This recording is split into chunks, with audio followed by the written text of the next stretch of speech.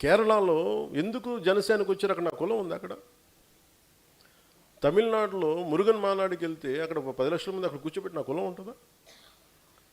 మన భావాల్ని మనం అర్థం చేసుకునే వ్యక్తులు ఉంటారు కాబట్టి వస్తారు. ఎక్కడో తమిళనాడుకి వెళ్తాను, ఎక్కడో మన మహారాష్ట్రకి వెళ్తాను. ఎందుకు వస్తారు అక్కడికి?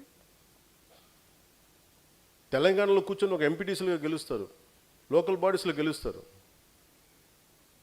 వాళ్ళు నన్ను కలవను కూడా కలవలా, కానీ జెండా పెట్టుకుని గెలిచేశారు, గుర్తుకు పెట్టుకుని గెలిచేశారు చాలామంది. అంటే భావం తాలూకు గొప్పది, భావ తీవ్రత అంత గొప్పది.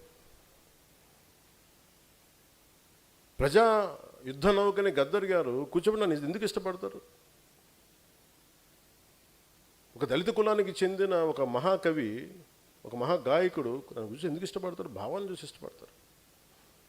ఇది అర్థం కాకుండా కూర్చోబెట్టి నువ్వు ఇక్కడున్న కొంతమంది నాయకులు ఆంధ్రప్రదేశ్లో నువ్వు కాపులకి ఏం చేసావు, కాపులకి ఏ రోజు నిలబడి నేను చెప్పాను అసలు? నాకు ఎంత విసుకొస్తుంది. మీరు ఎందుకు ఇంత దిగజారుస్తారు? నిజంగా వాళ్ళు ఒకసారి ఈ రోజున సభాముఖంగా వాళ్ళందరికీ చెప్తున్నాయి, మాట్లాడండి. మీకు కూడా చెప్పాలి. ఒకసారి మీరు అనిపిస్తారు ఎందుకు మాట్లాడమంటే, ఈ సందర్భాన్ని పురస్కరించుకొని నన్ను విమర్శించే కాపు నాయకులందరికీ కూడా నా సమాధానం చెప్తాను. 12 సంవత్సరాల తర్వాత నా మౌనాన్ని వీడి చెప్తున్నాను. నేను ఎప్పుడు వచ్చింది ఒక కులం కోసం రాలా. కాపు నాయకులందరికీ ఇబ్బంది ఉందని చెప్తున్నాను. నేను ఒక కులం కోసం రాలా. నా దేశం కోసం వచ్చాను, నా నేల కోసం వచ్చాను, నా రాష్ట్రం కోసం వచ్చాను. మీరు నన్ను ఒక కుల నాయకుడిగా పెట్టాలనుకుంటే ఒక పని చేస్తాను.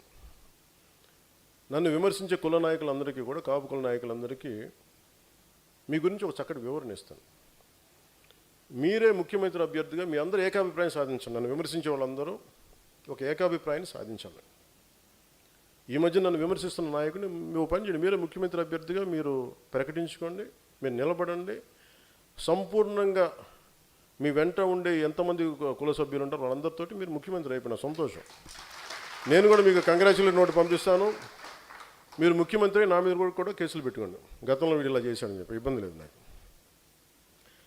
విమర్శించే కాపు నాయకులు కూడా నేను ఒకటే చెప్తున్నాను, మాట్లాడితే రంగా గారిని పట్టుకొస్తారు. జనసేన కూర్చోబెట్టి టీడీపీ కమ్మాయిలు మాట్లాడుతుంటారు. నేను చెప్తాను, మీరు ఇష్టపడే రంగా గారు, ఆయన సతీమణి కమ్మ సామాజిక వర్గానికి చెందిన వ్యక్తి. వాళ్ళ బిడ్డలు, వారిద్దరు పుట్టిన బిడ్డలు ఇద్దరు 2 కులాలకు చెందిన వాళ్ళు అవుతారు. అంటే మీకు మీరు ఎంత కన్వీనియంట్గా ఉందంటే మీ రాజకీయం, అది చూడరు. ఆయన బతికున్నప్పుడేమో వైసీపీలో ఉన్న నాయకులందరూ కానీ ఇక్కడున్న నాయకులందరూ కూడా ఆయన బతికున్నప్పుడు ఒక్కళ్ళు మాట్లాడాలి ఆయన గురించి. చనిపోగానే ఈరోజు అందరికీ కోపాలు వచ్చేసింది. ఎందుకంటే మరి ఏం కూర్చోబెట్టి నా మీద పడ్డారు. నేను ఎప్పుడు కులం ప్రస్తావన తీసుకుని నేను ఎప్పుడు రాలేదు. చిన్నప్పుడు ఒక్కొక్కసారి ఏదో ఒకసారి చీరాల్లో పెరుగుతున్నాడు అడిగాను, మా అమ్మని అడిగా, అమ్మ మనం ఏమిట్లని అడిగాను. ఎందుకు ఇలా చండాల ప్రశ్న వేసాను మా అమ్మ. దేనికంటే స్కూల్లో మా ఫ్రెండ్ వాళ్ళ ఇంటికి క్లాస్ ఇంటికి వెళ్తే వాళ్ళ అమ్మ అడిగింది మీరు ఏమిట్లా అంటే, నువ్వు నోరు మూసుకుని నీకు ఇలాంటి అడగను. ఎందుకంటే మా ఇంట్లో మాకు తెలియదు. మా father being a socialist, it's always about society. మానవత్వాన్ని చూసాం కానీ కులం అనేది ఒక సోషల్ ఫ్యాక్ట్. మనం పుడతాం దాంట్లో ముందుకు, అంతేగాని దాంట్లో కూరుకుపోం కదా. దాన్ని అర్థం చేసుకుంటాం, గౌరవిస్తాం. కానీ కూర్చోబెట్టి పదే మాట్లాడడానికి విసుగు వచ్చేసింది నాకు కూడా. ఇంకెంతకాలం మాట్లాడతారా మీరు? ఎంతకాలం మాట్లాడతారు ఒక్కొక్కళ్ళు? మీ గురించి చిట్టా విప్పనా? ఒక్కొక్కడి గురించి చెప్పాలా? ఒక్కొక్కడి గురించి తట్టుకోగలరా? నేను మాట్లాడితే నోరు విప్పితే ఇష్టానికి మాట్లాడతారు ఒక్కొక్కళ్ళు. మనోహర్ గారు కూడా రాకూడదు అంటారు, ఆయన కమ్మంటారు. ఎన్నికైన ఎమ్మెల్యేలు అందరూ ఎవరయ్యా? కాపులు లేరా దాంట్లో? నా పక్కన లింగంనేని రమేష్ గారు ఉంటే ఆయన కమ్మంటారు. ఎక్కడో తెలంగాణను పెట్టుకున్న వ్యక్తిని చూసుకుని ఆయన కమ్మంటారు. ఇంకెవరు ఉండకూడదు. ఇప్పుడు హసీనా కూర్చోబెట్టి కాపులు అండి, ఏం తెలియ. Thank you. నేను చెప్తున్నా అంటే నేను చెప్పేది అరే దాటి మాట్లాడదాం, కులాలు మతాలు దాటి వెళ్దాం, ఒకే అర్థం చేసుకుంటాం, మాట్లాడతాం, ప్రతి సమస్యను మాట్లాడతాం. అంటే కూర్చోబెట్టి ఇంకా తగ్గి నాకు విసుగు వచ్చేస్తుంది. ఇంకా నాకు ఓట్లు ఉంటే ఉంటాయి, పోతే పోతాయి. కానీ ఇలాంటి పనికి మాలిన విశ్లేషణలు, పనికిమాలిన ఈ విమర్శలు పెట్టుకుంటే మటుకు చాలా బలంగా సమాధానం ఇస్తాను. ఇది ఫస్ట్ టైము, భవిష్యత్తు అందరి చేత ఇప్పిస్తాను, గుర్తుపెట్టుకోండి.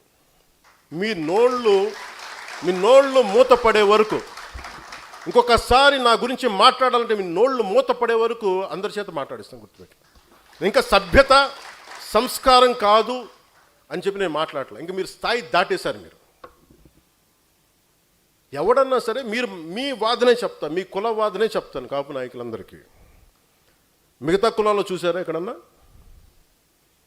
జగన్ గారి సామాజిక వర్గంలో చూసారా వాళ్ళ కులం నుంచి కూర్చున్న నాయకులు మాట్లాడారు ఎప్పుడన్నా? నువ్వు ఓడిపోతే నీ పేర్లు మార్చుకుంటాను ఎవరన్నా మాట్లాడారు అట్లా? ఎవరు మాట్లాడారు అట్లా? మాట్లాడరు. చంద్రబాబు గారి గురించి మాట్లాడారు, నువ్వేం చేసావు కమ్మవారికి అని మాట్లాడతారో? మాట్లాడరు. మీరు మాట్లాడతారు. అసలు మీరు ఒకసారి లోపల ఆలోచిస్తారా?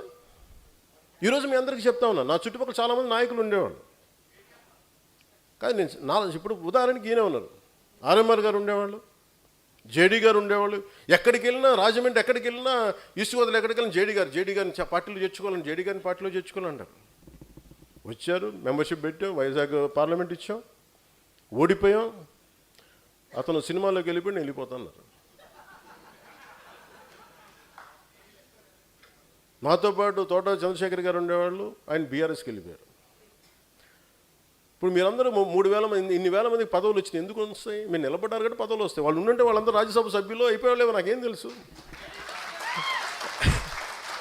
పార్లమెంట్ సభ్యులు అయిపోయాడు నాకేం తెలుసు. ఇవన్నీ వదిలేసి నా పక్కన ఆయన నిలబడితే కూర్చోబెట్టి మనోహర్ గారు సాగు కొడతా ఉంటారు నన్ను కూర్చోబెట్టి. నేను మీకు ఈరోజు చెప్తున్నా, నన్ను విమర్శించే కాపు నాయకులందరికీ మనోహర్ గారిని పెట్టుకుంటా, మీరు ఏం చేస్తారో చేసుకోండి. ఎందుకంటే అలాగే మీకు నా పక్కన రమేష్ గారు ఉన్నారు. ఆయన ఎందుకు వచ్చారు? నేను గెలిచినప్పుడు రాలా. 2014 తర్వాత నేను కులాల ఐక్యత అనే ఒక సామాజిక సత్యాన్ని నేను అర్థం చేసుకున్న వ్యక్తి. ఆయన అన్నది ఏంటంటే, మేము విజయవాడలో మేము గొడవలు చూసాం సార్, కులాల మధ్య వ్యాపారం అన్ని అంటే మానవ సంబంధాలు దెబ్బతింటాయి. నాకు మీ భావం నచ్చింది నాకు, అందుకని నేను మీకు అండగా నేను ఉంటాను సార్. నేను పాపం ఆయన నా పక్కన ఉన్నప్పుడు నేను ఎప్పుడు టీడీపీ సపోర్ట్ చేసిన, టీడీపీతో గొడవ పెట్టుకుని ఆయన పక్కనకి వస్తే అందరూ ఆయన కూర్చోబెట్టి ఆయన సామాజిక వర్గంతో తిట్టి ఈరోజు కూర్చోబెట్టి మాట్లాడితే, పాపం నేను వచ్చినప్పుడు ఆయన నాతో పాటు ఉన్నప్పుడు నేను టీడీపీకి వ్యతిరేకంగా, టీడీపీకి ప్రో లేను. 2019లో ఆయన 14-15 తర్వాత ఆయన నేనంటే ఇష్టం ఆయనకి వ్యక్తిగతంగా. ఎందుకంటే ఆయనకి నేను హీరోగా ఇష్టం, ఆయనకి నా సినిమాలకైనా అభిమాని, నాకు అభిమాని, పొలిటికల్గా నా భావజాలను కూడా ఆయన అభిమాని. ఆయన కూర్చున్నప్పుడు నిజంగా కనుక ఆయన వీళ్ళు ఈ కాపు నాయకులు చెప్పినట్టుగా ప్రభావితం చేస్తుంటే నేను 2019లో కూర్చొని టీడీపీతో ఎందుకు కూడా పెట్టుకుంటాను? అంత మాత్రం కామన్ సెన్స్ మీకు లేదా కాపు నాయకులందరికీ, మాట్లాడే వాళ్ళందరికీ? ఇంకా మీరు ఎక్కడో చోట నేను చెప్తున్నాను, మీరందరికీ ఇలాంటి కులాల గురించి మాట్లాడినప్పుడు మీరందరూ సాధకులందరూ ఏకబిగిన మీరు మాట్లాడారు. సామాజిక మాధ్యమాల్లో మాట్లాడండి. నేను ఇప్పుడు మీకు చెప్తున్నాను, మాట్లాడండి బలంగా. జనసేన తాలూకు మూల లక్షణం పోరాటం చేయటం, అన్యాయం మీద, ఒక అభాండం మీద పోరాటం చేయటం. మీరు మెత్తబడిపోయి కూర్చోబెట్టి అలాగ మెల్లిగా అని కూర్చోబెట్టి బండగణేష్లా ఉండకండి. మీరు అంత గట్టిగా ఉన్నాను, అభిప్రాయం చెప్పండి బలంగా. ఎందుకంటే చెప్తున్నాను, నేను కొన్ని నిర్ణయాలు తీసుకుంటాను. నా దేశ సంక్షేమం కోసం తీసుకుంటాను, మన దేశ సంక్షేమం కోసం, లేదంటే మన రాష్ట్రం కోసం తీసుకుంటాను, మనందరి భవిష్యత్తు కోసం తీసుకుంటాను. నేను మళ్ళీ చెప్తున్నా, మీరందరూ కులాల చట్టాల్లో కూరుకుపోకండి. కులం అనే సామాజిక సత్యాన్ని గుర్తించండి, మతం తాలూకు గౌరవాన్ని పాటించండి, మీ మతాలను ఆరాధించండి, ఎదుటి మతాన్ని గౌరవించండి, చట్టాలను గౌరవించండి. అంతేగాని కూర్చోబెట్టి మనమే వైలేట్ చేసి మనమే తిట్టేసుకొని ఇంకా సమాజాన్ని విడగొట్టిన చండాలను చాలు. ఇంక కలపడం మీద దృష్టి పెట్టండి. అందరూ సాధకులుగా నేను ఇచ్చే మీకు సలహా, నేను మీకు ఇదే.